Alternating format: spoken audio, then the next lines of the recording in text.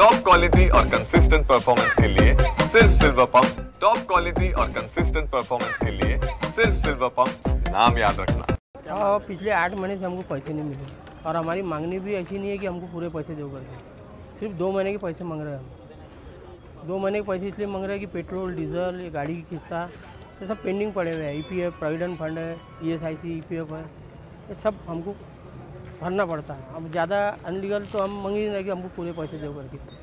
2 महीने के पैसे भी आश्वासन दे बाद भी हमको पैसे अवनी विषय चालू है। सबेरे से आप आओ,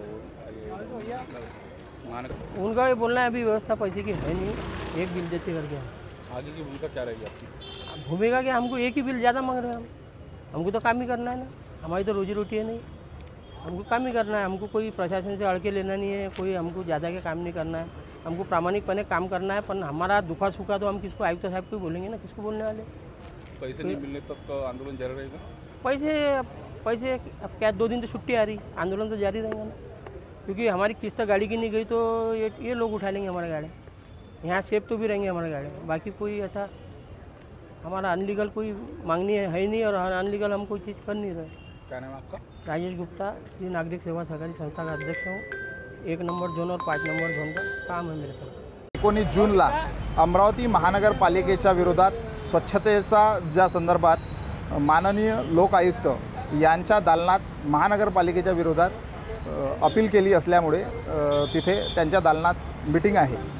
आज अमरावती महानगरपालिकेच्या आवारात स्वच्छताच्या ठेकेदारांनी त्यांचे बिलांकरिता जे सगळे ॲटो तिथे उभे केले आहे, पण मुळात स्वच्छतेचा झोन निहाय ठेक्यामध्ये सगळ्या गाड्या या 132 गाड्यांची मागणी असताना तिथे मुळात 18 गाड्या कमी आहे, आजही कमी आहे। मग यांना बिल जे पाहिजे ते कोणत्या तत्वावर पाहिजे, शहरात हा झोन ठेका कोणाच्या आशीर्वादाने सुरू आहे याची अनेक कारणं अमरावती शहराला बाकी आहे। अमरावती शहरात जागोजागी अस्वच्छतेचा बाजार असताना महानगरपालिका आयुक्त आजही या विषयात गप्प का, असा अनेक सवाल आमच्यासारख्या सामान्य नागरिकाला पडत आहे।